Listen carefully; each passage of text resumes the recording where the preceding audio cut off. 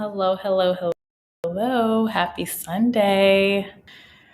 Hi, Brian. Welcome in. Nice to see you. Let me just put out a note that I'm live.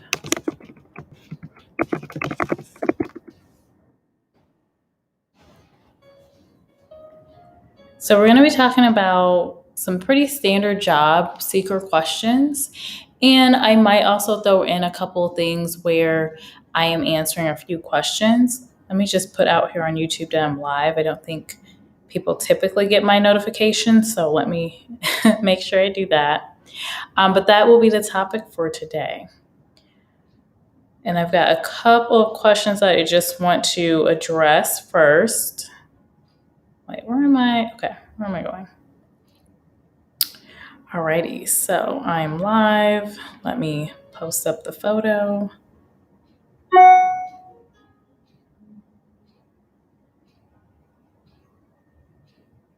Okay, all right. Hey, King of Kills. Hey, Edward. Welcome in. Hi, Gadget Goddess. Welcome. How are you guys? Happy Sunday. So thank you for everyone that was here. I know Edward, King of Kill. The discussion yesterday was very interesting, right? Talking about the pretty much disadvantages and poverty rates in our community, well, in the Black community in particular. So I try to mix it up and bring some interesting content. But today I'm kind of back to basics of the origins of my channel and talking about, job searches and answering some common questions that job seekers tend to have. So if anyone has any specific thoughts or has questions when it comes to a job search process, please do feel free to drop them into the chat and I will address them today. And hello, Barry. How are you?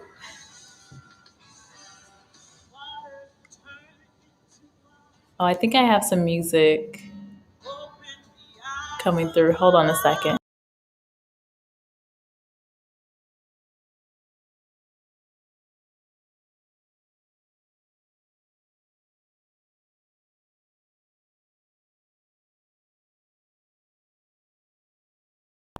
Okay, sorry about that, guys. I had another tab open, and you know how YouTube I think I was playing someone this morning, and it just like does the auto replay. And so some random music was playing that I had no idea about. So I just heard it. So let me go ahead and jump into some of the questions here. So one of the first ones I wanted to address is this one, because I think a lot of people think of it all the time. So I definitely wanted to bring this one up. So you're in a situation where you submitted a ton of applications, and I've talked about this sporadically on my channel, but just wanted to address this one first here. I've submitted tons of applications, but I haven't heard back from anyone yet about the job I applied to. What am I doing wrong? So in most cases, anytime I hear someone and I have a consultation with someone, this is like a question I ask. Where are you in your process? Where is the holdup? Are you actually having phone interviews, in person or virtual interviews? Are we getting to that point? If not, I kind of back it up and say, okay, well, tell me about how your job search process has been going when it comes to the jobs you're applying to. Are you getting responses from those actual, applications you're submitting? So in this case, I would say it's either the issue is nothing about you. There's nothing wrong with you, of course, but I would say either you are applying to the wrong type of positions, or your resume is not really top notch. It's not really highlighting how great of a person you are. Because I talk about this a lot. The job advertisement is really what your resume is. I don't know why people don't talk about it that way, but really the resume is like your 60-second, like if I can get through your resume in a couple seconds, why would I want to talk to you? Does it meet the basic qualification? Does it meet preferred qualifications for this role? Does it say that, yes, I can do this job plus more? Then yes, I'm going to move you into, I want to talk to this person. So a lot of times it's either you're applying to the wrong type of job based on your experience or your resume, Or you're applying to the right jobs, but your resume really isn't highlighting you in the best way for those type of jobs. The last thing I would say could be a possibility is you're applying to jobs later in the process. And I've talked about this a few times too. Generally, a recruiter is going to take those first 1, 2, 3 weeks having phone conversations with people, trying to see how many people we can get into the interview roster. Once we get about 3 weeks out, typically for generic jobs, right, we have our slate of candidates. The job may still be posted. You may still apply to it. I think more recruiters try to take down the posting, but that doesn't always happen. So that could also be the thing, that you're applying too late in the process. So you may want to review when a job is posted, like what was the date that the job was posted. If you see it's been a month from now, you may just want to pass on and look at something else unless you know someone in the company that you can reach out to and get a little more insight. So those would be the top 3. So 1, you're applying to the wrong job. 2, you are applying with the wrong resume. You gotta kind of level up your resume. Or you're just applying too late in the process. So you're applying and maybe you're awesome and your resume is awesome and everything else, but they already have their folks that they're moving forward with in interviews. And so most likely they're going to fill the position pretty soon. So those are kind of the scenarios that happen. Let me look over to the chat here, make sure no questions came out. Oh, thank you, Gadget Gaddis. Or what did I just call you? Gadget Goddess. I don't know what I just called you. Thank you for supporting. And yes, please do hit the thumbs up button. I appreciate it. Okay, so, Okay, so what was this next one?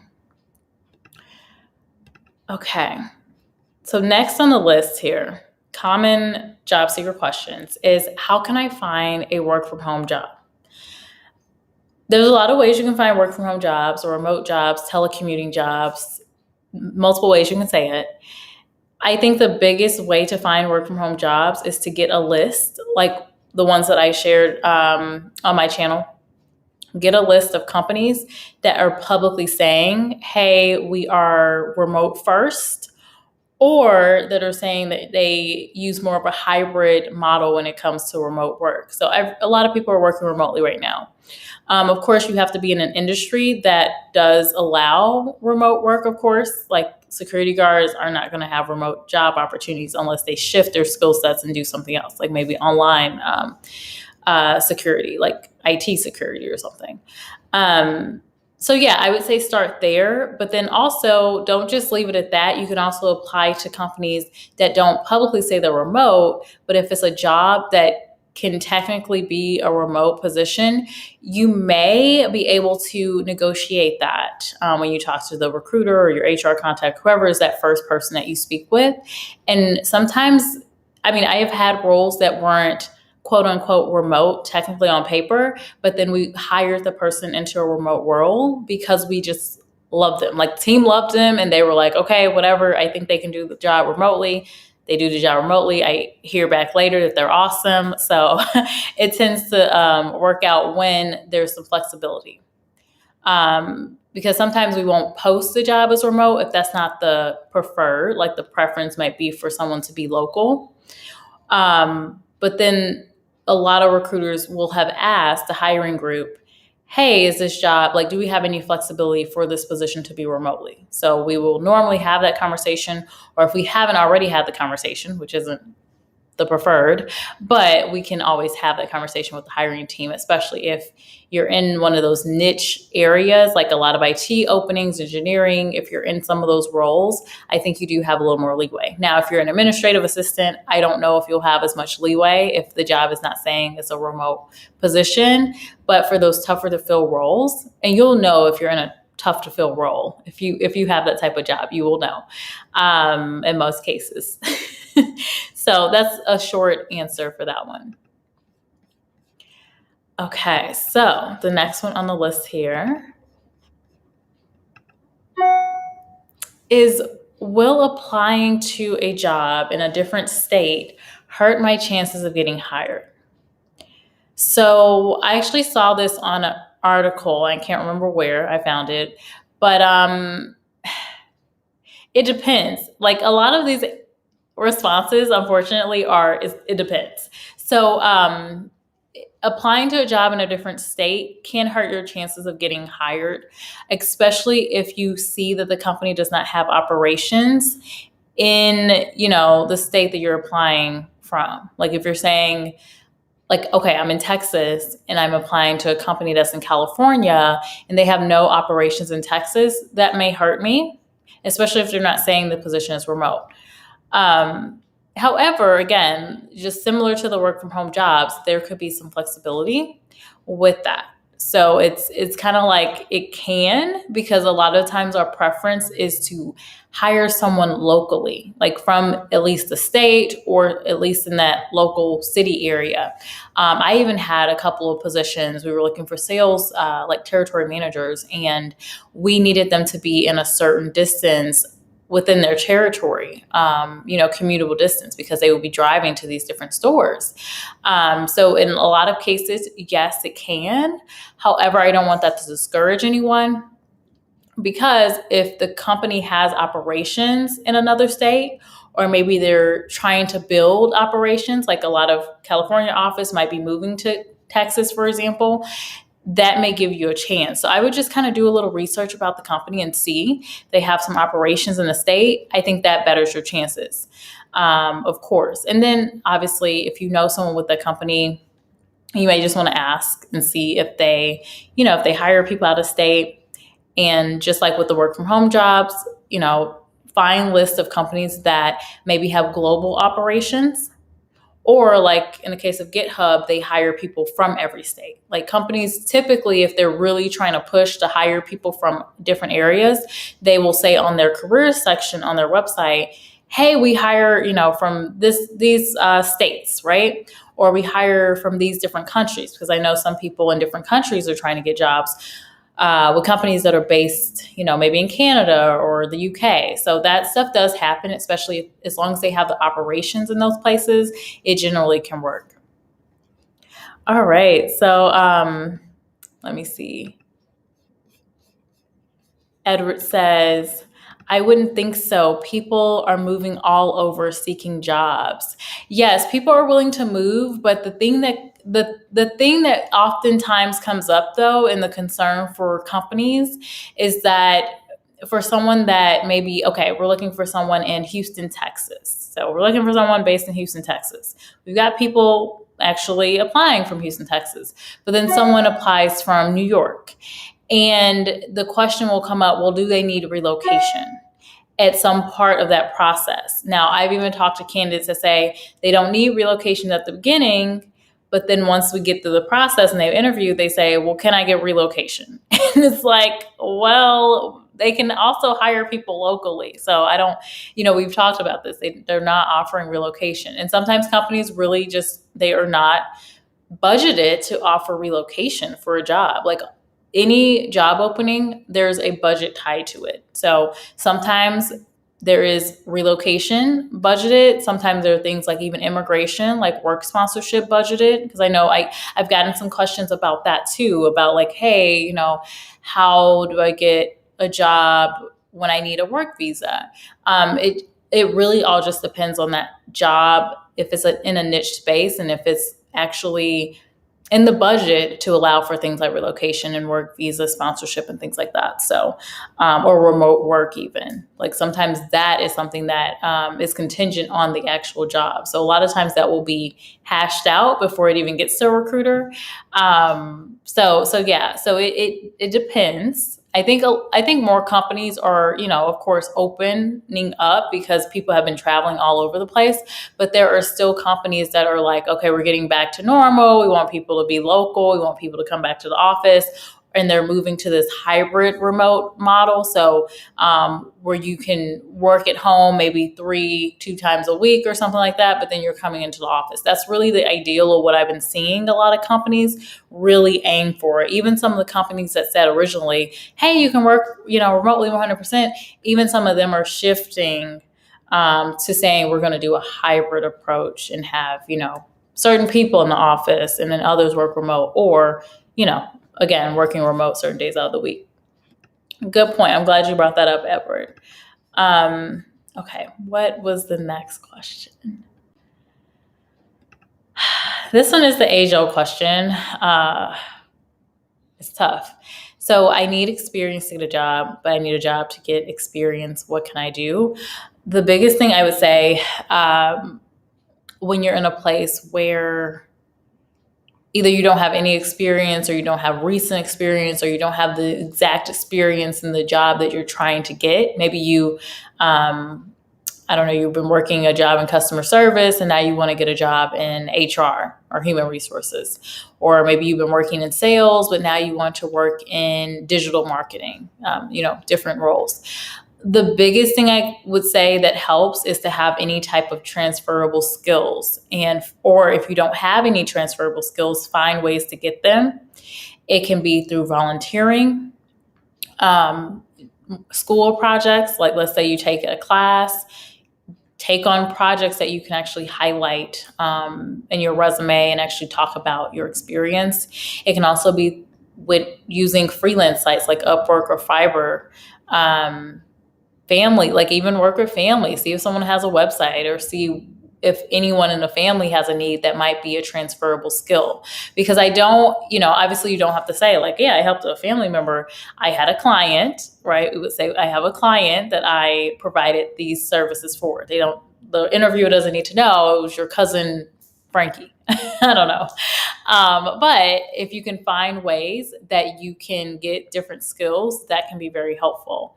And I see Edward making a comment here, get an internship if possible. Yes, internships are a great way to get skills. Even like, I don't love unpaid internships. I don't love that because I know when you're in school, you need money. But there are even unpaid internships if you just got it like that and money is no concern for you. You just need the experience. You can even do that. But there's a lot of paid internships. There's even fellowships tied to either scholarships or school programs and with companies, co-ops, externships, a lot of different things you can do. You could also, to tie into that, you could also do a work shadow program as well. I've done a shadowing program myself because I was considering moving into the nursing field years ago. And that would also, because when you shadow, to be honest, especially in nursing, they had me doing stuff. I was like, oh, I thought I was just going to be watching y'all.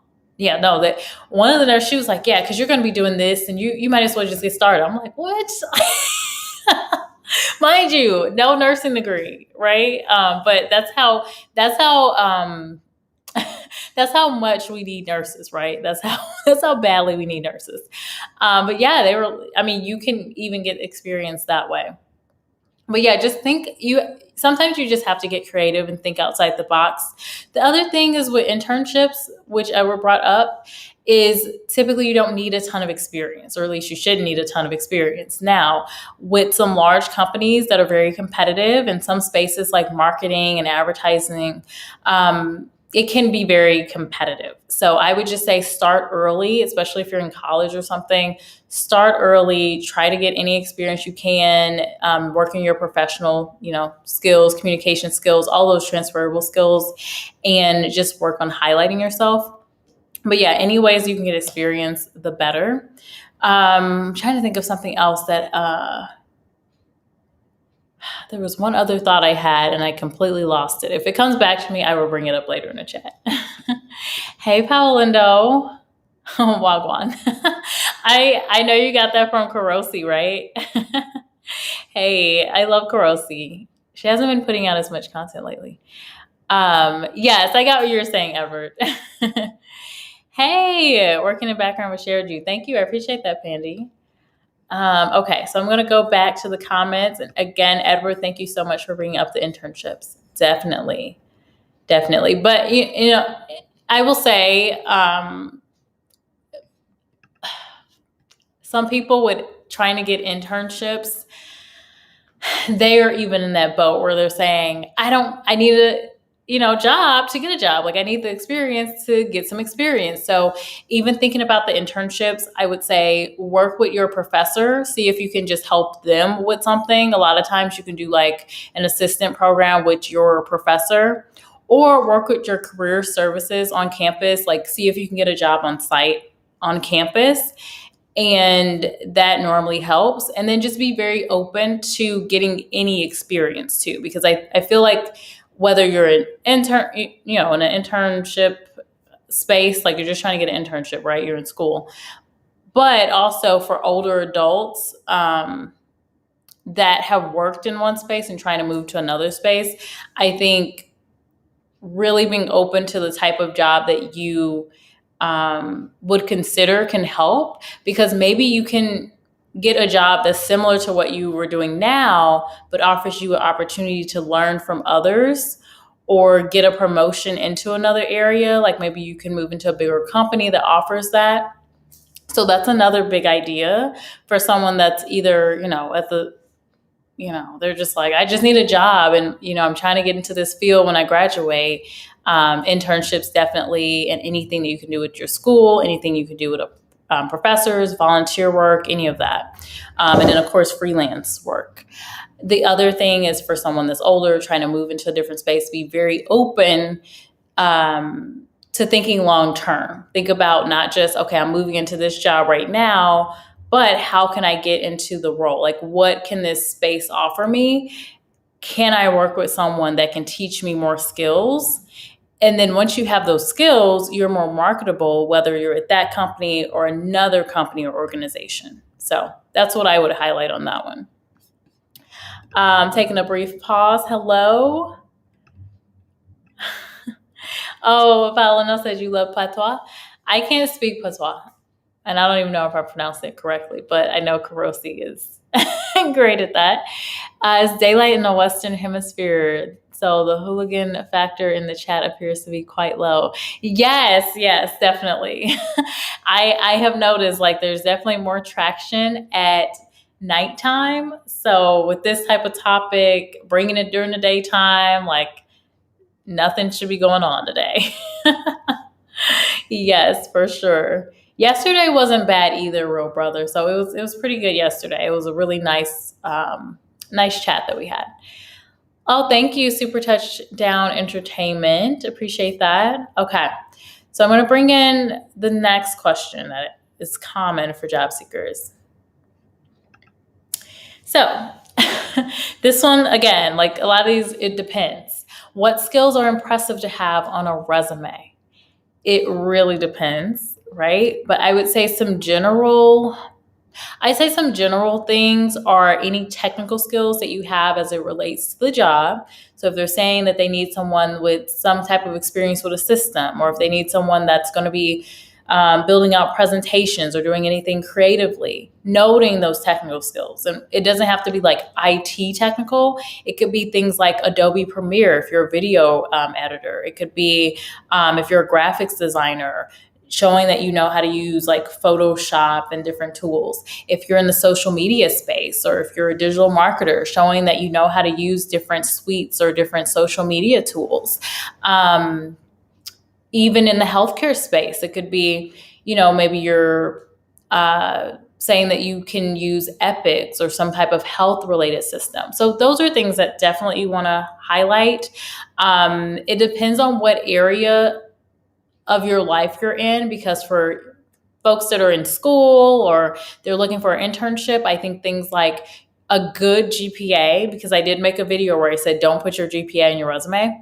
The reason I said that is because some people literally will put a 2.8 GPA on the resume.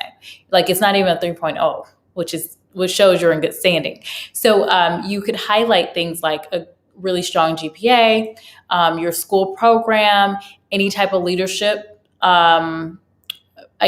programs or organizations that you've led yourself. And then also, trying to think of, I just had another one, I lost it. See, Sunday, I'm like, what is wrong with me on this Sunday? Yeah, those are it for now. Hold on.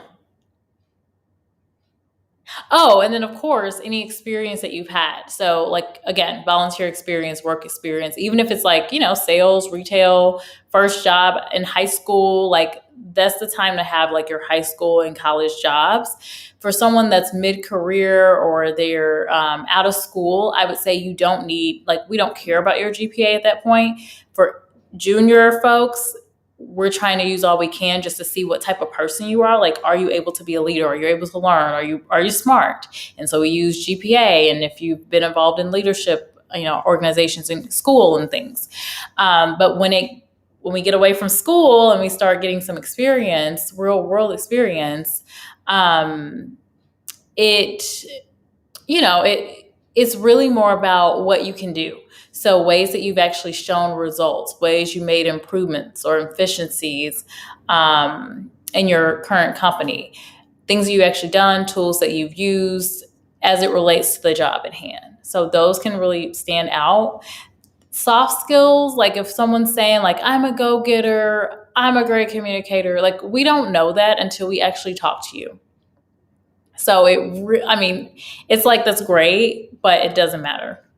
The other thing is, I think people think that having their picture makes their resume stand out.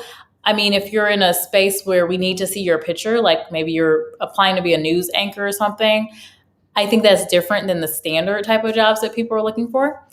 So we don't need to see your picture. That's not impressive. That, if anything, that just kind of, it just makes some of us sigh, because now we have seen your face and now we've got that unconscious bias. Like we already don't really want to see your name on a resume, to be honest, because again, we're trying. I think most good recruiters and most folks in the HR space that understand that unconscious bias happens with anyone, like me, others.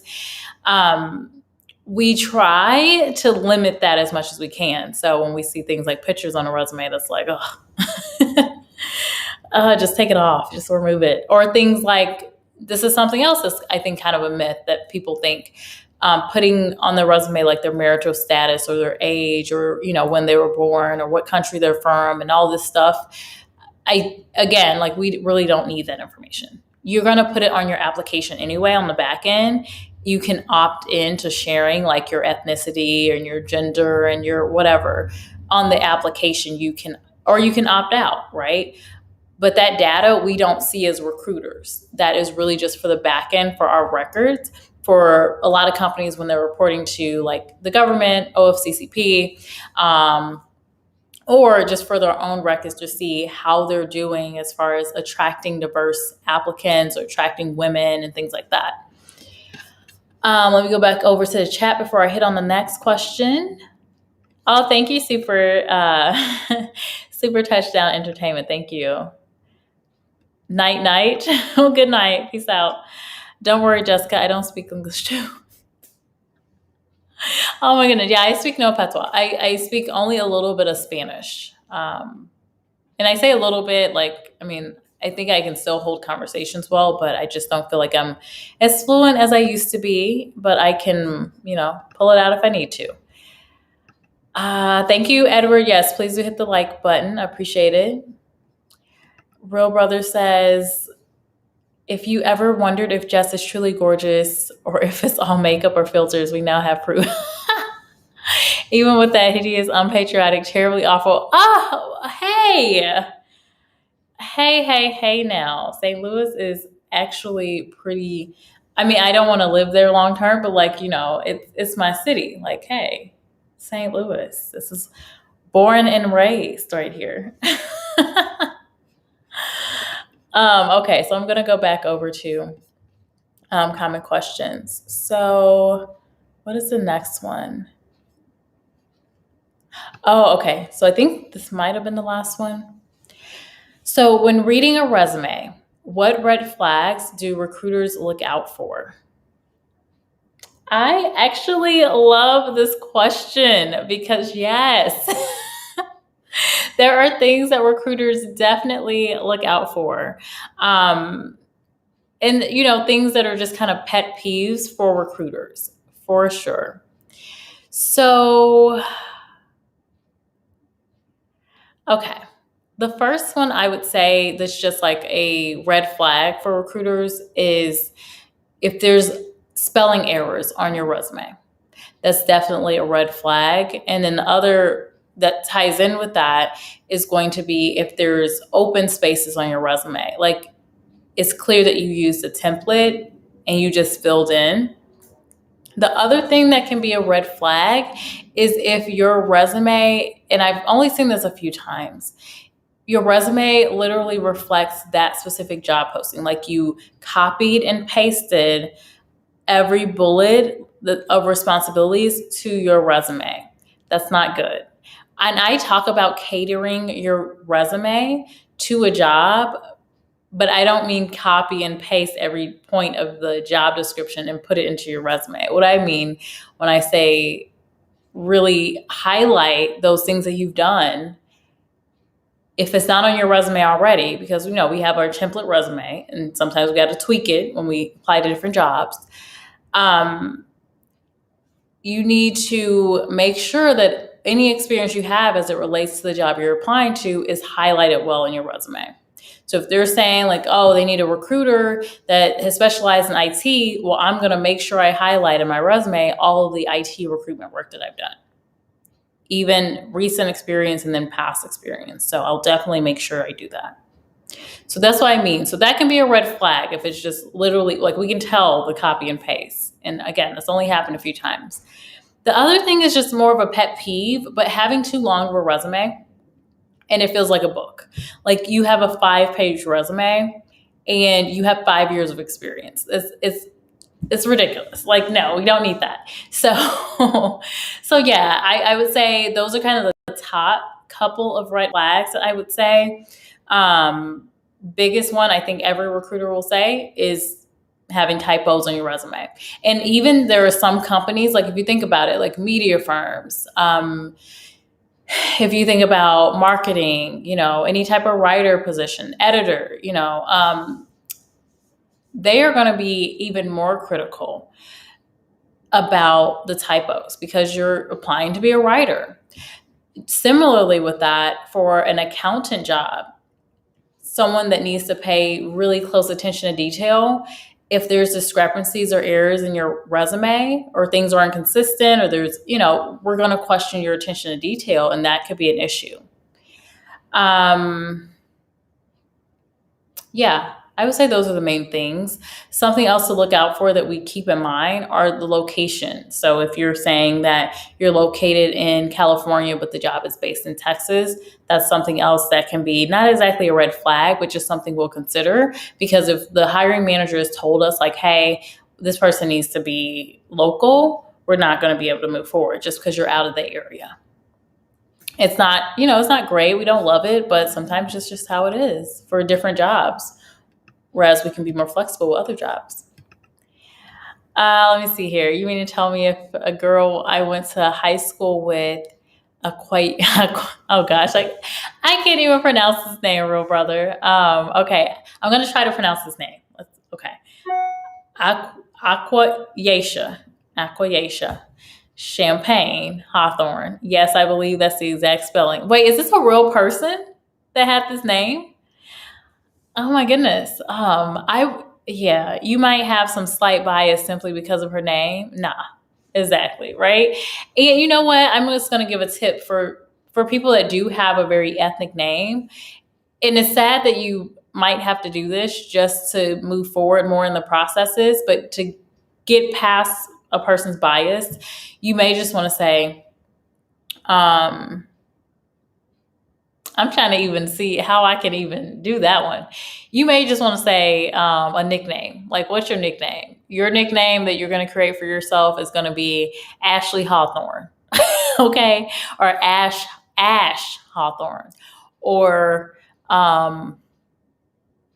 even Aqua would be better than this just because it's easier to say too. There's also been studies that I'll have to talk about this on another video, but there's also been studies that the shorter your name, the easier your name is to say, the better the more likelihood you have of your career progressing. And so that's an interesting thing too. Like even maybe shortening to Aqua instead of it being Aquayesha, like something difficult to pronounce, That's interesting. I actually did this in my company. I would just go by Jessica, but then I started telling people, you can call me Jess. And, I don't know. I think it helped just make it easier for other people. I don't know.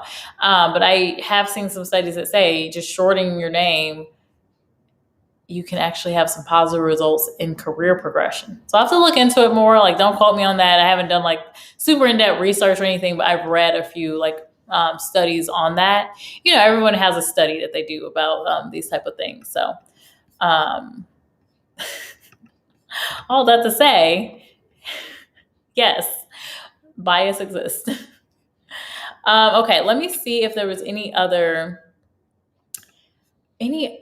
questions I had that I just didn't pull out. Oh, this one. I forgot about this one. Okay, so I'm going to bring this one up because I didn't have this one before, but I had noted this one. And so I do want to bring it to attention. Okay, I'm going to edit this one and say, okay, so I'm going to highlight this one. What are some common interview mistakes? So what are some common job interview mistakes that people make? Whew. I got to think about this one for a second because there are plenty. Because I've even made them like when I first started interviewing, before I was in the world of recruiting. It's like, oh, yeah, I shouldn't have did that. I think one of the biggest ones is being so nervous that you're not paying attention to your facial expressions. And a lot of people get very tense and they don't realize how they come off and how they look.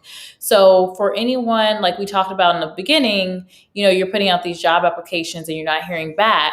That's a different scenario. But let's say you're putting in applications, you're hearing back, you're having interviews, but then you get to the virtual or face-to-face interview, then everything goes south.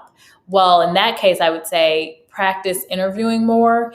And on top of that, practice interviewing in front of a mirror, like practice answering job questions, either in front of a mirror or in a space like this, maybe doing a private YouTube video just so you can see yourself, and then doing a playback or recording yourself answering questions so that you can see yourself and see your facial expressions and just see your body language as well. Because some people get very tense. You can just feel the nervousness. They get real tense. And I've seen this more in men with the tenseness, like all in here, right? Some people tend to sweat. Again, I've seen it more with men in this case, when they're nervous. And this is why I say wear something that's professional, but also comfortable. Typically they're in these suits and it's like they have this, and then the temperature in the room is a certain way, or even in your own space, you get nervous. And so that once you're nervous or anxious, your body tells, it's actually telling itself to, heat up, or something's happening. We got to, so you should definitely consider that. But then also facial expressions. Some people interview and the whole time their face is just like this. Yeah, I'm really interested in the company. I really like that work that you guys do. Yes, I think you should hire me because I'm the great match for the job. I have a lot of skill in recruiting and HR, and I can really, like, this is how some people come off during an interview. No expression on the face because they're really focused. And I get it, you're nervous, really focused on interviewing well and what you're saying, but just remembering to smile. Just smile. Like, I don't believe if you're saying, yeah, I'm very interested in the company. If you're like this, like, a lot of people are not going to believe that. So just kind of brighten yourself up a little bit with men and women, smiling, remembering to smile at the person. Like, it's an engagement. It's not an interrogation. It is a conversation that we're having. So just smiling a little bit obviously you don't have to smile the whole time. You shouldn't just be like the whole time, but you should give a little engagement, lighten up a bit, because again, it's just a conversation. Let me look at some comments.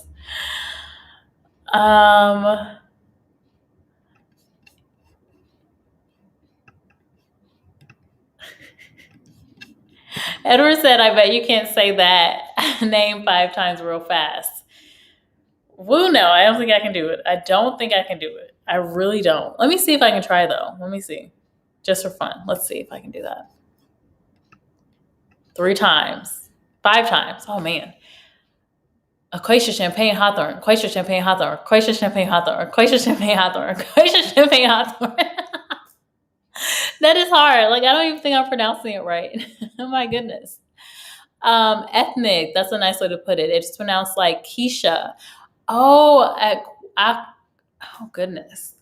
Aquakeisha. What in the world? Parents, why are we doing this? Like, does this have a meaning is what I want to know. Does this have a meaning? That's what I want to know. Aquacia. I'm done. I'm so done. Acacia champagne. I feel like, do people do this on purpose just to trip people up? Now, I think it's different if it has a meaning, but I don't understand that. Again, I'm not a parent, so I don't know, but I don't understand that.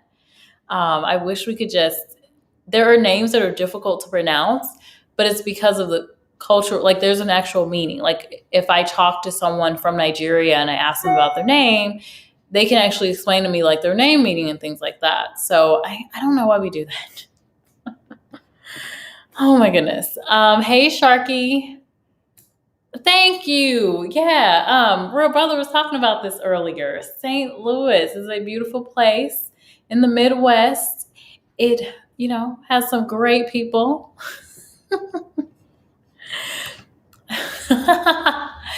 Real Brother saying flirting with HR is a no-no. Don't shoot your shot.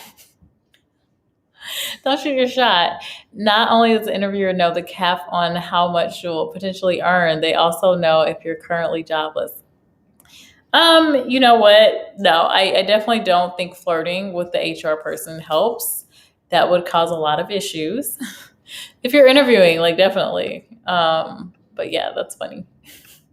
Okay, so I think this is the last question I want to highlight. Let me just make sure. Oh, this is a good one. Okay, so there are a couple more that I can talk about. Let me know if you want me to answer more of these questions or if you're like, I'm good. I feel good on this. Okay, let me edit this one. Okay. So this one actually comes up a lot. How should you respond to the question, what's your biggest weakness? Now, I think the biggest myth that we have for this question is that you should either lie or you should say something that's very generic, like, I'm a perfectionist and, it's a weakness because sometimes I don't know how to let go and blah, blah, blah. Like, I don't think that's a good answer to the question. But I also don't think for your biggest weakness, I don't think your biggest weakness, for example, if you're applying to an accountant job, should be, I am not good with Excel, when you know that Microsoft Excel is going to be a need for the job. I would say, because typically people have multiple weaknesses or things that they want to work on. My tip for answering this question is, one, to definitely prepare for it. Be ready for it, even if you don't get this question. I don't love the question, but I get why some recruiters do like it. So the first thing is, have some ideas of some different weaknesses that you can talk about, right? And make sure that these are things that are not needed in the job that you are actually doing. They are not a requirement. So again, accountant. An accountant might say something that they are working on is public speaking for a job that doesn't require it, right? Maybe they don't have to do presentations or anything for this job. Something they're working on is public speaking. Then I would say, take it further and say, don't just say that's my weakness, but even if they don't ask you about this, share, this is how I've addressed this weakness. I have been attending Toastmasters virtually with my current company. I've also taken 2 classes on public speaking, and that has really helped me because I've learned to address nervousness when I'm talking in front of a group, and I've learned different tips to be a better communicator when I'm speaking to people. And so it has been a weakness for me, and I am working through that by this way, this way, this way, right? And so that's kind of how you round out that question. Again, don't lie. Don't just say, "Oh, I'm a perfectionist," or "Oh, I work too much." Like those answers are played out. We know that you're not. We know that's not really true. Even if for the person that is like a perfectionist, it's so played out at this point. It doesn't work. And so I would just say pick something that is not needed for the job. Where people mess up with this question is saying they have a weakness that is needed for the job. So let's say you're applying to an editor role, and then you talk about a weakness being, I struggle with having attention to detail. So this will be me on the other end of the phone. Like, because how do I even address that if you're applying to an editor role and you don't have good attention to detail? Well, great. That should be a strength of yours if you're going to be an editor, or if you're a recruiter and you struggle with communicating with people. Well, nice talking to you, because it doesn't work. So you always want to keep in mind, you don't want to say something that is needed for the job that would be a weakness for you. And I would say also take your time with this question. Don't just blurt something out. Take a moment to think. You can always say, "That's a great question. I'm going to think about that for a moment." And then, take a couple seconds, take 5 seconds. It's not that long. Like, I have 5 seconds.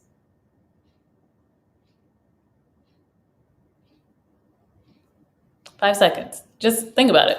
Normally, a recruiter is taking notes anyway.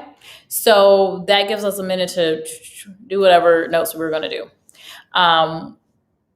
Everyone's IMing people. Like, it gives us a second to do something. It's not a big deal. But people think it's a big deal to take a pause and think of a good answer. I would rather you take a pause and just say, "Hey, that's a great question. Let me think about that for a moment." Take a moment,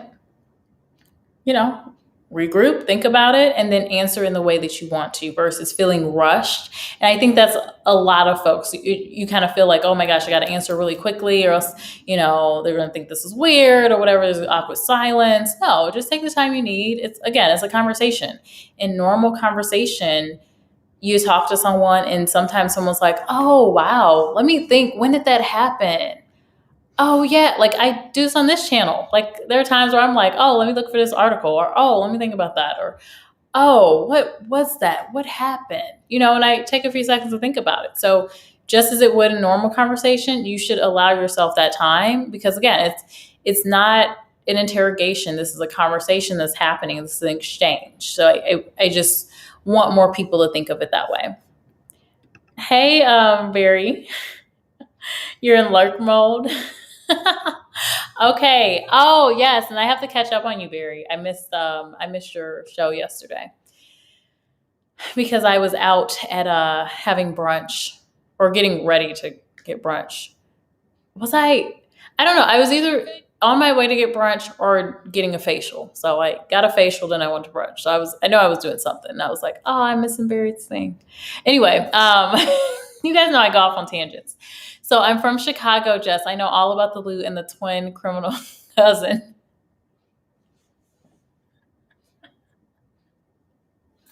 Stop. I mean, yeah, East St. Louis. Yeah. I mean, yeah, there's a reason people don't go to East St. Louis. But I know a friend, well, I guess at this point, like an old, like used to be friend. We still stay in touch, but we're not like close as we were in high school.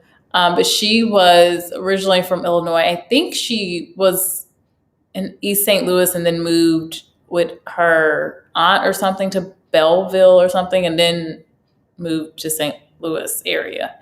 Anyway, but yes, that's good that you know about the Lou. I think most people only know about St. Louis because of Nelly, the rapper. And it's like older people. Like, I don't know if younger people really know about Nelly so much, because I don't even know if we have any other artists from St. Louis. And yeah, St. Louis Cardinals. Yes, St. Louis Cardinals. Yeah, I didn't really show.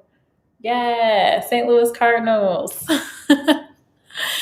um, I thought you say you hated sports. Okay, I don't hate sports, Sharky. I just don't know a ton about sports. I'm not the person that's like, yeah, I'm gonna watch every game and do this. I've been to Cardinals games. I've been to maybe, I don't know, 5 or 6, maybe 7 Cardinals games. Part of that was because the company I worked with coming out of college, they had a box, so I would go, and it was like my first baseball game was really like luxurious. Like I'm in the box, air conditioning, food, I'm just like chilling, whatever. And so I ended up going to a regular game, like in the stands, and I was like, what is this? It's hot out here.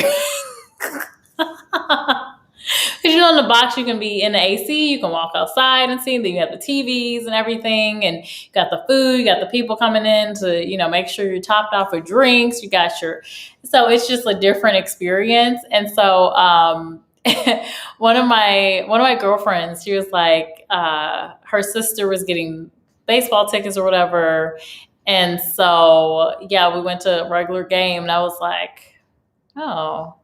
This is cute. This is fine.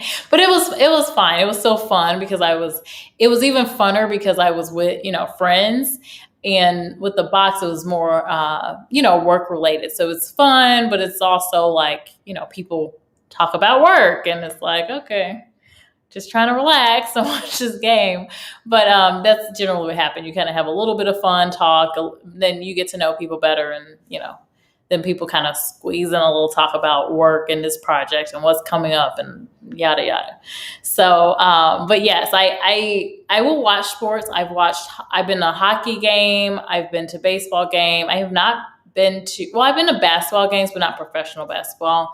I've been to soccer games, college soccer, and then I have been to. Have I ever been to a football? I've never been to a football game, guys.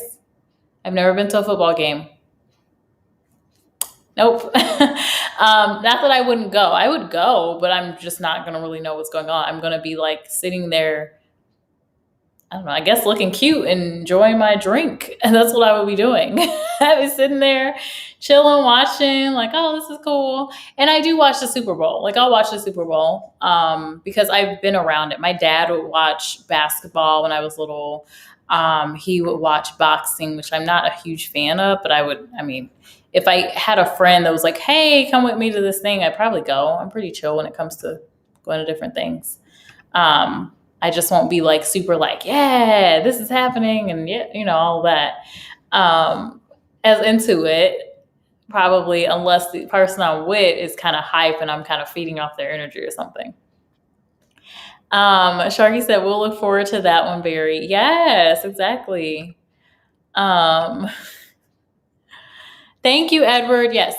As you're coming in, please do hit the like button. If you're joining and you're interested in the job seeker questions, I've kind of gone through a bunch of them. We're kind of chit-chatting at this point. I do have a few others that I want to bring up, but if someone has a question, feel free to put them in the chat.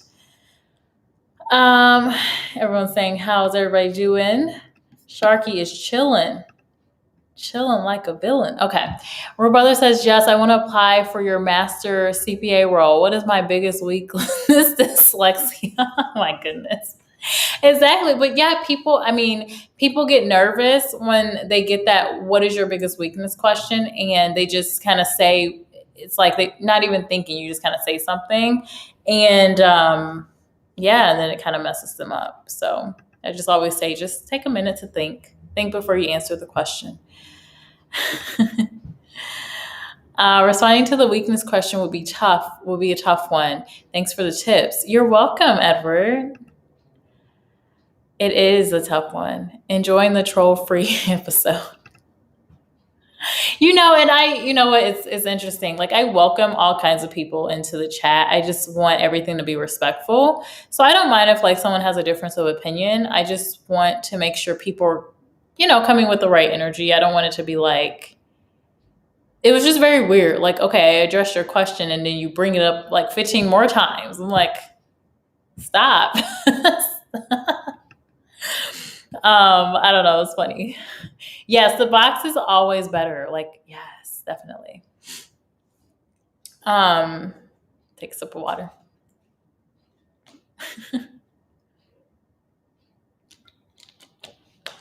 E. Dunlap actually sent me some information about maybe why that might have been happening. I don't know. There was April 23rd was a certain day. You can look it up. I'm not going to say the word just because I don't want to get dinged by YouTube, but it was a day of something that was pretty anti-women. So I don't know if that was why, but E. Dunlap did share that with me. Jess, there's nothing like live baseball, but that's also true in most other sports as well. Yeah, it's funny. My grandmother absolutely loves baseball. She loves baseball. She will watch baseball between baseball and soap operas. That's like literally all I remember on television when I was a kid. When like she wasn't sleeping and like the grandkids would take over the TV. Um, but yeah, when she was watching TV, it was soap operas and baseball. Like that's literally what it was. It's very interesting. Kansas City Royals would be on, and we'd be watching. Speaking of which, Jess, do you know how to turn on your super chat or super stick? I won't even have any idea how to do that. I don't think I'm monetized yet. I'm pretty sure I still need, it's less than 100 hours at this point, but I'm not monetized. I should get a note that says when I'm actually monetized or I'm up for monetization. But I looked at my hours today and I was at like 3,800 and something. So at this point, it's like it doesn't count yesterday's hours. So I don't know, maybe by Wednesday I'll be monetized. We'll see. But it also, like, as each day goes on, I lose some hours from like before the year before then or something like that. I forget how it was explained to me, but like older videos, the watch time goes away. Like it's within, I think, the same year. Like within the year mark, you have to have these hours and these subscribers. So anyway, we'll see. I'm getting close though. I'm excited. Her brother says, listen, I'm all about the watch hours. Keep watching. I just prefer you be weird in your head instead of the comments. Right. I totally get you, real brother. Exactly. But people, I mean, there's some weird people. Like I think everyone's a little bit weird, but there are definitely some folks that are dealing with mental challenges or illnesses, especially in this environment where people are still in different parts of the world, like on lockdowns and things. So even like with restrictions being lifted, I think people are going to have some. It's going to be challenging. So I don't know. I try to just be as respectful as I can to people and share the information that I have. So, but yes, that was I was just like, what is this? I know I don't ever have to really deal with it because I'm a smaller channel and the topics that I have are not really controversial. Well, I get into a few topics that I guess could be controversial to some people, but it's not really like I'm saying, hey, I hate all whatever. Like I don't have those type of videos. And some people do have those type of videos, or there are some videos that I see on YouTube and I'm just like, this is okay. Like this is fine. But this video over here is not okay. But this is totally fine. Yeah, this is fully inappropriate, but that's fine. We're going to keep that up. I don't know. Maybe they just have so much content to even review on here at this point. I don't know. But it's very interesting to see some of the type of content that you can find on YouTube. And it's just like, so we can't play music, but this is cool. Okay. Or we can't talk about this, but this is cool. Or we can't say these words, but that's cool. So I don't know. It's very interesting. We can either easily. We'll see what happens. It'll be cool to just kind of meet that threshold. Okay. So this is a good question too that I found. So I'm going to put this in here. Let me see.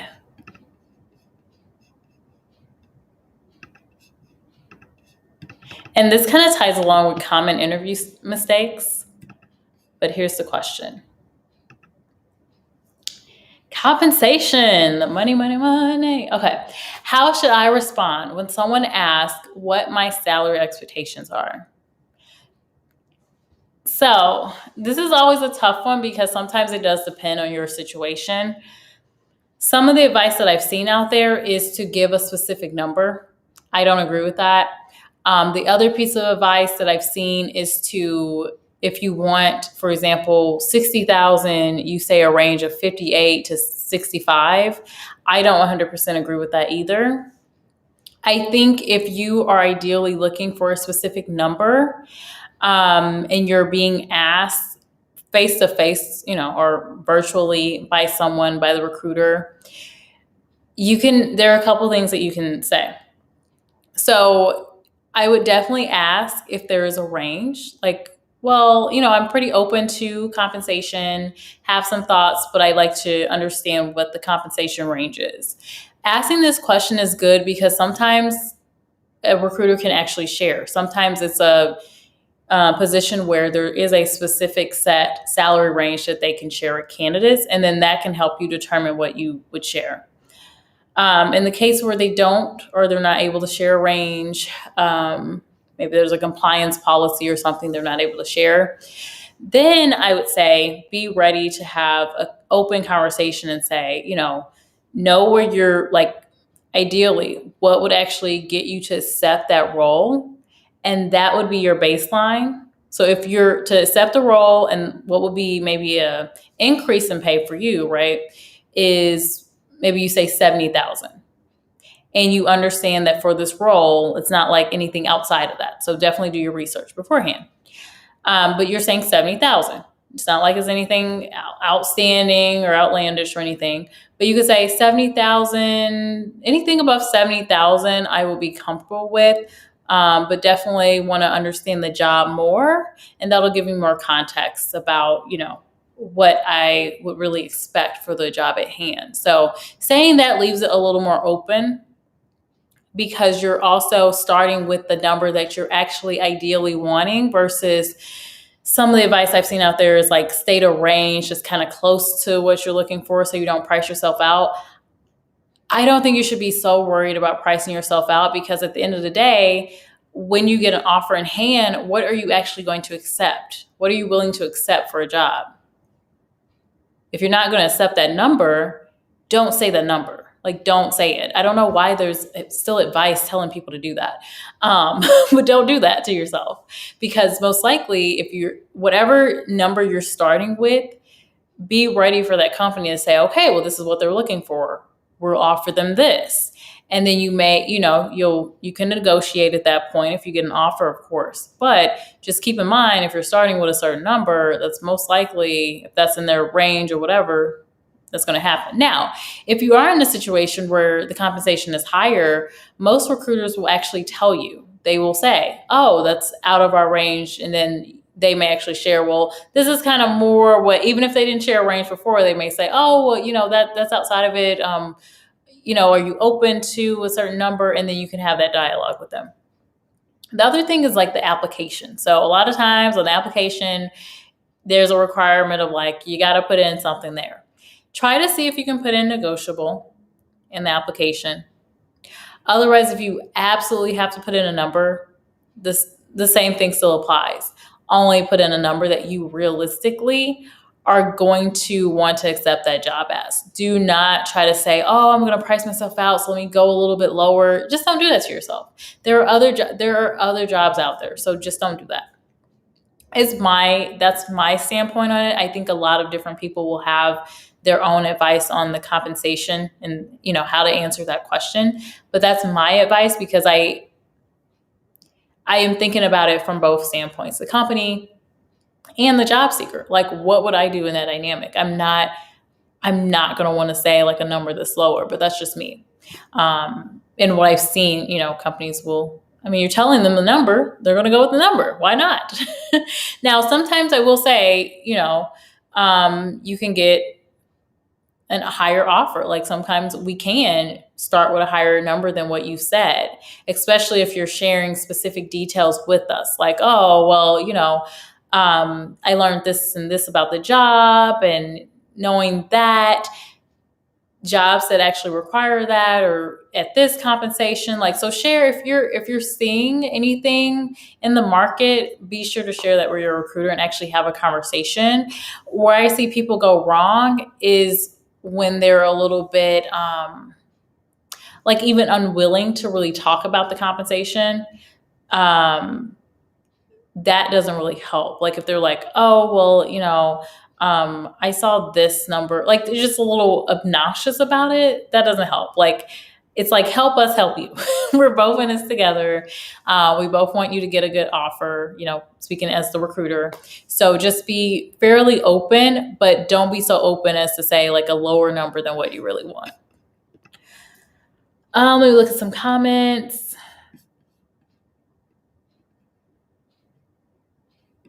Them easily. Oh, okay. Gotcha. Hey, Commendable K, welcome in. The Wordsmith. Oh my gosh, I haven't seen you here in a while. How have you been? How can I prepare for interviews? I just bombed an interview last week and it was for a job I wanted and needed. Oh my gosh, I'm sorry to hear that. So the first thing I will say to you, the Wordsmith, is know that there are other jobs out there. Okay, so you feel like you bombed the interview. Okay, that's fine. The great thing about that, you bombed the interview, you can learn from that experience, right? So I would spend a little time, and if you haven't gotten feedback from the recruiter or whoever, see if you can get some feedback, right? Sometimes you can't get feedback, and that's okay. But really think about that interview and how you were feeling with each of the questions. Reflect on what questions were asked and what threw you off. Like, was there a question that threw you off? And now what we can do is practice that specific question, right? Or if what threw you off was like explaining or telling the person about your background or your resume or something, well, we can start practicing that, right? So really do some self-reflection about that interview. Also, I wonder too, the Wordsmith, was that one of your first couple of interviews? Because I will tell you, and this may help you feel better, typically when you start a job search, if you haven't interviewed in a while, your first couple of interviews don't tend to go so well. And the reason for that is just with anything, you have to practice the skill. Interviewing is a skill.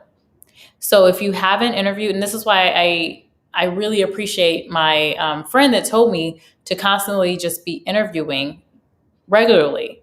Not only does it keep you in the know on different jobs, and it kind of helps you long-term career-wise, not to miss out on opportunities that may be great for you, but it also keeps you very grounded when it comes to interviewing. Like, you're used to it because you're talking to people all the time. You're interviewing constantly. So it can help you. So the first couple interviews, it's, understand that you're typically not going to do as well, but the more interviews you get, the more practice you get, and the better you are at interviewing. So something that I always say to do, if it has been a long time since you've interviewed, is to do mock interviews. And so I talked about this a little bit earlier. Really assess your body language and your facial expressions by responding to interview questions in the mirror or recording yourself answering interview questions, because sometimes it's not even what you're saying, it's how you're saying it. And I kind of went through a little practice of, I'm talking about myself and I'm saying, yes, I'm very interested in your company. I would be a great match because I have the recruitment and HR. Like, it's monotone. And there are people that get monotone just because they're nervous. That's not really their personality. They're just so nervous because they haven't practiced. They're not used to interviewing. They're uncomfortable. So try to get as comfortable as you can with interviewing. And a lot of the time that comes from answering these questions, seeing yourself, knowing, what you look like, knowing what you need to work on. If you don't smile at all during an interview, little things like that can throw the other person off and make them feel like, well, maybe they don't really like me as an interviewer. Maybe they don't really want the job. Maybe they're not as motivated. These are things I actually hear from hiring managers. Hiring managers will feel like you don't want the job if you're not saying that you want the job, you're not smiling, and you're not engaged, you're not showing eye contact. In this remote space, showing eye contact for virtual interviews is like looking into the camera. Kind of like if you're making a video, looking into the camera, because when we're looking at different screens, it looks like we're looking away. So that's something that's tough to remember, but it can help you because it helps you give a little bit of eye contact. Not that you're going to do that the whole time, but just kind of remembering, even if you have to put like maybe a little sticky note on by your camera, say, look here every once in a while, that can even help, because that's the tough thing about the virtual space is you lose a lot of that just kind of personal connection that you may have if you're actually face-to-face sitting down with someone versus on the computer screen. So I hope those tips help you, but I think just having a mock interview, I do offer mock interview support. So if you're interested in that, I think the link is in my About section. You can definitely schedule a time with me to have a mock session to help you prepare for interviewing. Let me see what you commented after. Thank you, Pandy. Yes, happy Sunday. Jess, one of my go-to questions to an interviewer is, could you walk me through what a typical day in this job would be? Perhaps better with a second interview hiring manager rather than HR. Yes. I think you can even ask that to the recruiter. A lot of times the recruiter will know some basics that they can share with you. But then for me, I'll probably say, bring that question up again to the hiring team so that they can really, give you some specific details. And then sometimes other questions, are going to be too in depth for the recruiter. But yeah, I think that's a great question to have, and one that everyone should ask, because the other part of the interviewing is, it's not just about the interviewing team. It's about you as a job seeker too. You want to really make sure you understand what you're getting yourself into if you were to move forward with the job, right? So you want to make sure that you're really understanding, what does the job entail? How is the person in this role really going to even be deemed as successful? What will they need to do in the first 30, 60, 90 days, right? So those type of questions are amazing. Good one, Sharky. It avoids later confusion and misunderstanding about the exact nature of what's expected. Exactly. Now, you may still get some unexpected things thrown in there. Things change up, but that is really helpful. The other thing that's super helpful as well is, like, let's say you get the job offer, you start the job, having a session with your manager, like a one-to-one, just to really set expectations, goal setting, things like that. So you really understand, okay, what is it that you're wanting from me in these first couple of weeks, next month, the following month, and then by the end of the quarter, like what are the goals I need to be hitting? Right. I got what you were saying, Sharky. You're okay, the wordsmith? Okay, good. It avoids potential later misunderstanding, confusion about yeah. Yes, exactly. Definitely. I have not interviewed in a while. Okay, so it is the case that you haven't interviewed in a while. Okay, that's understandable. And like I said, a lot of times your first interview or even first couple of interviews don't go as well. But the thing that you can do that helps is having a mock interview with an actual person would be ideal. But if you can't have a mock session, let's say you can't have a mock session with me, practicing out loud and answering questions, talking about your background, talking about why you'd be a great fit for the role, things like that. And, getting into a mindset of thinking this is a business consultation, or this is a conversation I'm having with a potential client, or, it takes it a little bit away from that whole idea and thinking that this is an interrogation, this is one-sided. It should be a two-way conversation. So hopefully that helps. I'm doing some online side hustles until I get another job. Oh, cool. Where are your side hustles? And are you using Fiverr or Upwork for any of your side hustles? The job is working from home and I don't have to talk to people. It was quality assurance. Okay. You did smile a lot? Okay.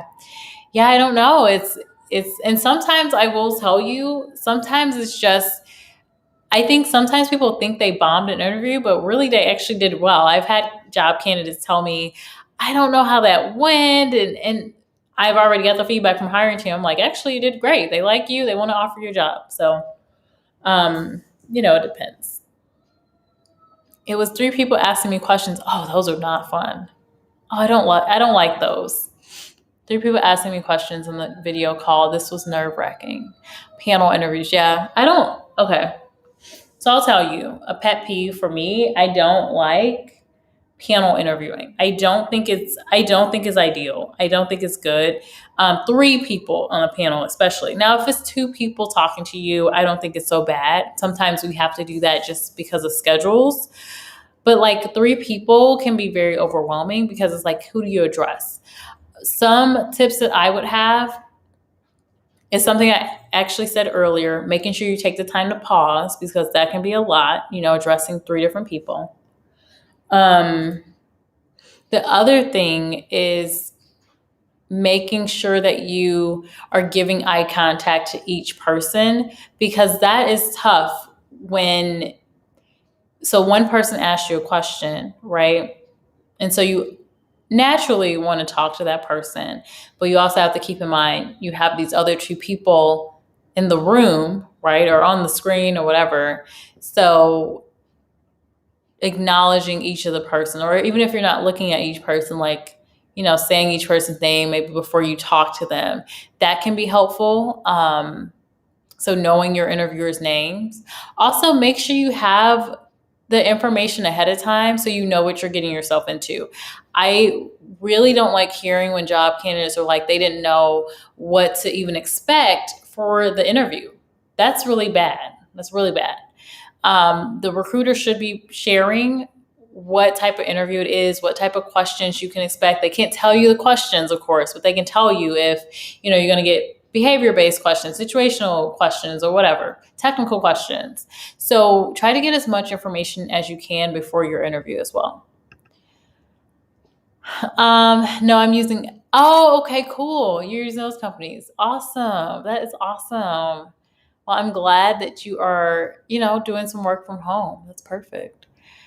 And that makes you not so much in a rush to find something. There are other companies out there.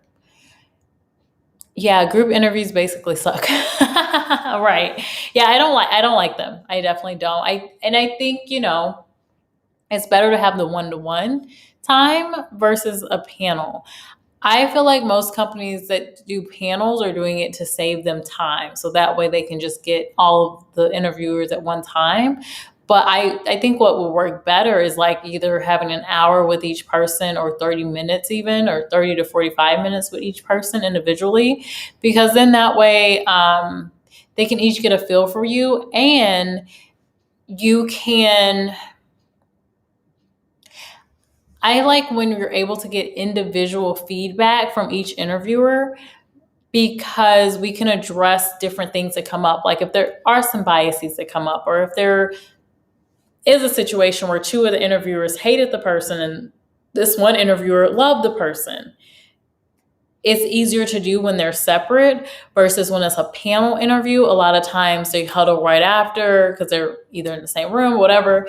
And there's kind of this group think that happens. So I don't love that. The other part of that too is sometimes one, you're more nervous during a panel. The other thing is typically you get a chance to kind of have an introductory interview with someone, then move on to the next one, right? And sometimes that first person can kind of loosen that, the job candidate up a little bit so they're not as nervous for the next person. And so if there's any issues that came up in that first interview, we can talk about it and say, well, maybe they were nervous. was this the case for you? And the second person may say, no, they did great. I mean, I have no concerns, yada, yada, yada. I think they were just nervous with this person because they were loosening up with me. They were friendly. They were this and that. And so I like the separation because of some of that, like on the back end for like me, because I'm going to be talking with the team to ask them, how are the interviews? What do we want to do here? Do we want to move forward? And basically, that's kind of what I've seen at least. So, yeah, I'm not a fan. I'm not a fan of the panel interviews for the most part.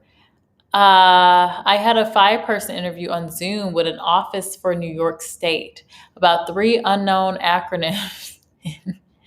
And it became very unnerving. Oh, I don't like that either. Like bringing in the different, jargon, acronym. Yeah. That 5 people, that's crazy. All at one time? Well, brother, was it all at one time? 5 people? That's too much. I don't even understand why anyone would do that. Okay, I'm going to pull up one last question. And then if anyone has any additional questions, let me know. Let me see. Ooh, I like this. I like this one because it will leave things off on a positive note, I think. Because I've addressed this a few times, but we'll love to bring this here. Okay, so I'm going to pull this up. And this will be my last question. So this question is, how do you stay motivated and optimistic in the midst of the job hunt?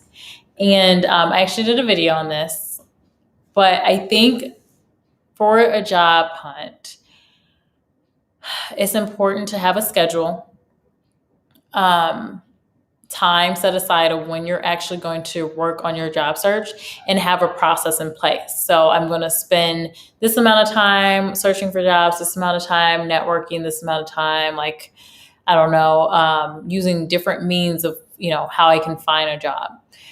I think that can help. And then also having time built in to pamper yourself, to do like yoga, to go meet with a friend, to have lunch or whatever you can do. Like I know in some situations you're like strapped for, financially you don't want to spend too much money to do things, but you could always go to the park, take a walk, watch TV, listen to music, whatever is kind of that thing that you really enjoy.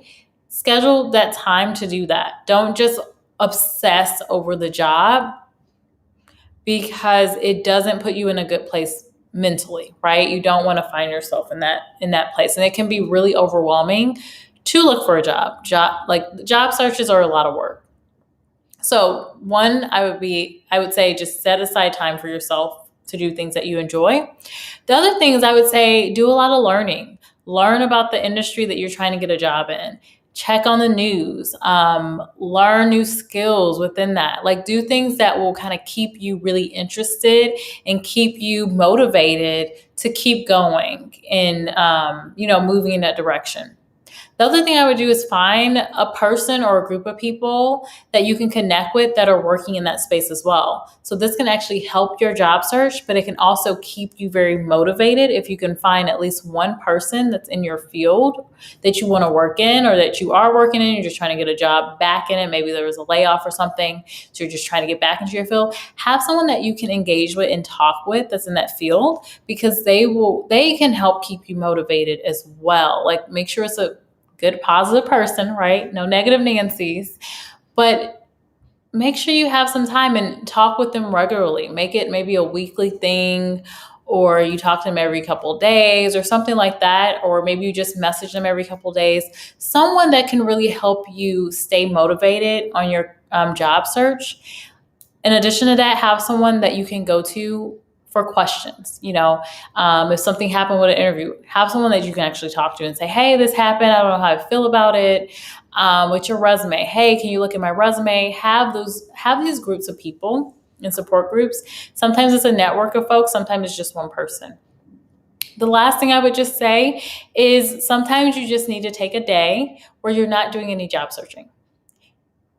I don't know. It could be Monday, it could be Saturday, it could be whatever day you choose. but choose a day where you're not going to look at companies hiring. You're not going to look at my videos on, hey, here's who's hiring this week. Pick a day where you're not even going to do that. You're not even going to think about the stress of the job search, what you could be doing, and just take that time for yourself, pamper yourself a little bit, or do something that you enjoy, meet with people that you like, whatever you need to do.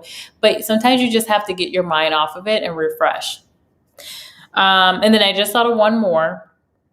Something else that can help you stay motivated is just talking to different professionals and getting help with your either resume, with what you're doing in your process, seeking out help to understand maybe if you feel like something's gone wrong in the process, talking about it and finding new ways of doing within your job search. So finding ways that you can change things and hopefully get better results. So that ultimately will be my last tip about how do you stay motivated and optimistic in the midst of your job search or job hunt. And with that, that is my last question that I'm answering from my list. Let me just check to see if there were any other comments that came up. Oh, bye, Pandy. Have a lovely Sunday. Have a good night. Let me see here. Real Brother is saying, nobody looked me in the eye. What? They would ask a question, I'll go to writing. Oh, it felt like a congressional hearing than a job interview. And you know what? There should be a balance of that. Like, at least they should say, like, hey, we're going to be taking some notes, so we're not going to give you as much eye contact. Like, they should have addressed it, I think. But with 5 people, whoever is asking the question, they should be looking you in the eye, right? Or someone should be able to look you in the eye. I get the balance of you're taking notes, but you should also be able to look at the person. So I think that, Real Brother, unfortunately, everyone's not a great interviewer. And not all companies train their interview teams or provide resources for them or, helpful information to help them with their interviewing skills. And even with that, sometimes we can give all that stuff and then people still aren't great interviewers. So sometimes that does happen. I'm so sorry that happened because that is terrible. I'm not envying you at all in that experience. I think that's terrible. I haven't really had a lot of panel interviews. Except in college. So I haven't had a lot of experience with panel interviews, but I know they're not good. I've been an interviewer on a panel, but it's been for like scholarship programs. I don't even like those because they can be really nerve-wracking, especially for students. Let me see here. I don't see any other. Oh, yes. Thank you. Edward, please do hit the thumbs up button. Hey, Mr. 100 Rounds. Welcome in. One love, beautiful people. Love that. Real Brother, yeah, those sounds like, right? I don't even get that. That's crazy. Real Brother, I had no idea that you're in New York. Is Real Brother, you're not in New York? I'm going to shut it down soon, but I don't think you're in New York, right? Are you still in the Dominican Republic? Or are you in Atlanta? You're not in New York. I'm waiting on you to comment. I'm going to give it like 1 minute or 2, just because I want to make sure that you're not, haven't moved to New York. You haven't moved to New York on us, but no. While I'm doing that, how do you like my hair, guys? I added some extensions today. Wanted to be a little extra and try it out. What do you think? It's not like that much of a difference because my hair is like normally right here. So it's like not, but it feels fuller to me. Like I like it. What do you think? I'm thinking about dyeing my hair. Well, not necessarily dyeing, but doing a biolage. So my plan is to practice on the extensions, like what the highlights will look like. And if I like it, I'll actually do it to my hair because I know it can be damaging to your hair. So anyway, side comment. If you were wondering that, like, oh, her hair is longer, I did add a little bit of extra something. Let me see here. I'm not. Just had a job offer there. I live in Atlanta. I thought Yes, I thought you were in the Dominican and that you were from Atlanta. Okay. Um, I was about to say, I'm like, you moved to New York on us? What's up with that? Just the hair is gorgeous. Yay, thank you. Yeah, I mean, it doesn't look that much different, but I just wanted to call it out. So I was like, oh, I'm gonna try this today. Hey.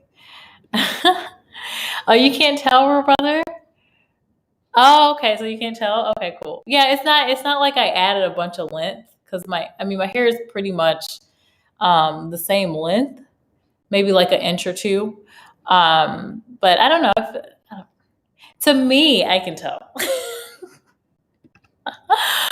Let me see here. Do you have any videos on improving interview skills? I do. I have a couple. Let me see if I can put the name on them, or maybe I can put them in the comments. I do. Well, I have videos on interview like tips, but they're a little bit older. Let me see if I have a playlist. Let me check in a minute. 1 second.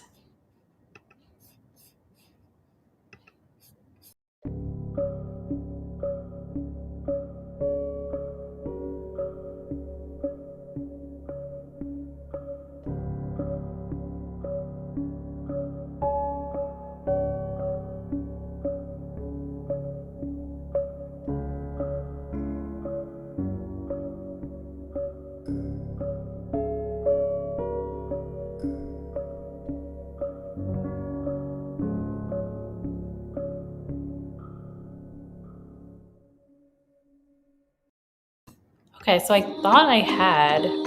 I'm Nick Nimmin, and I'm a StreamYard user. I'm not trying to do that.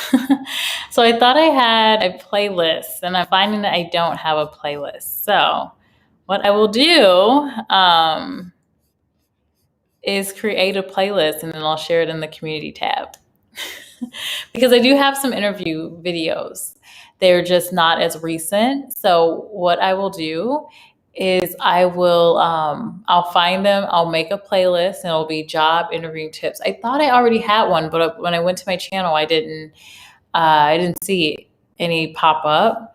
So I will go ahead and share it on my community tab once I create the playlist.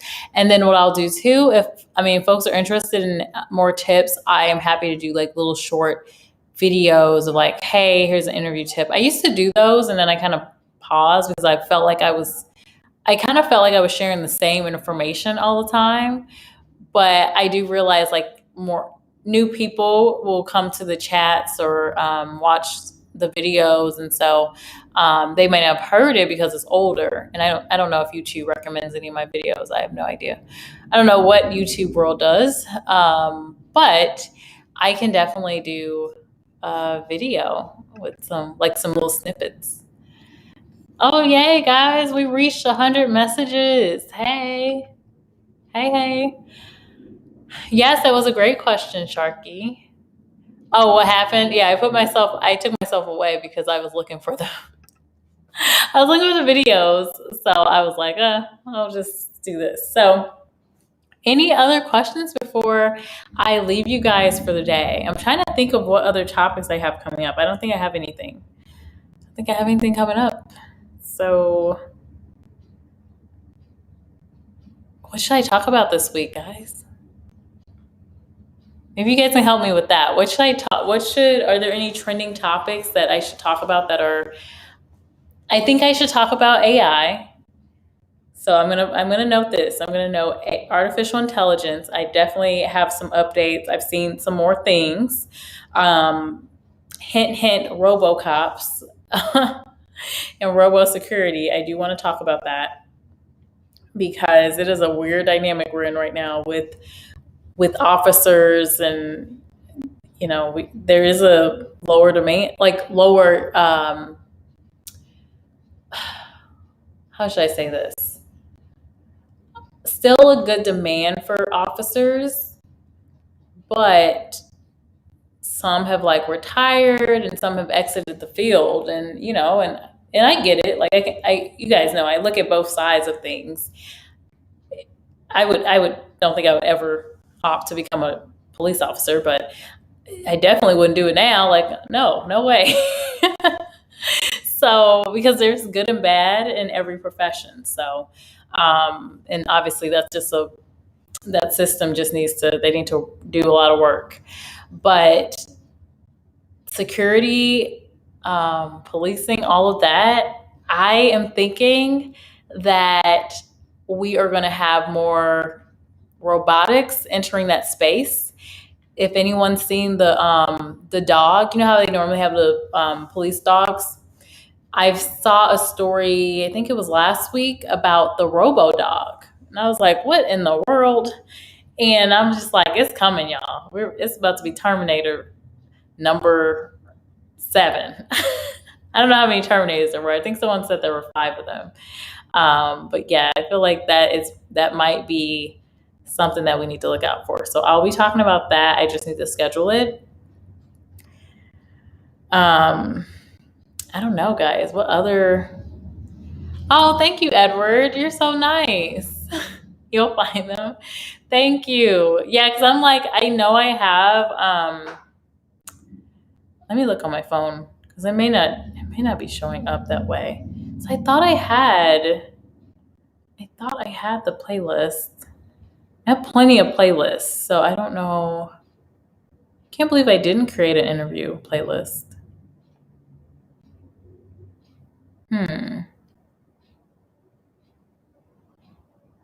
Or I do have some what's this? No. They're very old. I think I'll just have to make some new ones. Oh, here we go. Look at this. Okay, I'm gonna share this. I'm gonna email this to myself and then share it. So I do have it. I thought I had it. It was just like down the list. I have too many playlists, so I might need to make that a little more concise. Interviewing. Let me paste this link in here, and I'll share it in the chat. But just keep in mind, these are older videos. So they were my starter videos. So I'll just put it like that. Some of them are newer. Okay, here we go. All right, so I'm going to copy this and put it in the chat.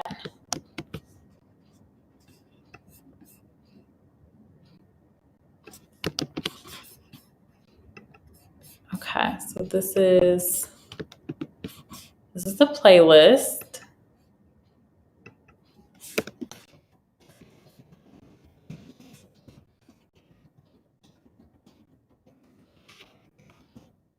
Okay, so that's the playlist. So if anyone's interested, definitely. Okay, Edward said AI would be interesting. That's a hot button issue. Yeah, for sure. So we'll talk about that in a video. I'll plan on something this week in the evening. So yeah, but otherwise, thank you all for being here. I appreciate you joining me on this lovely Sunday. And I hope you guys have a really good evening. And yeah, just be safe, everybody. Be careful. It's starting to warm up, so I know people are trying to do more things, but still be very careful as you're out and about.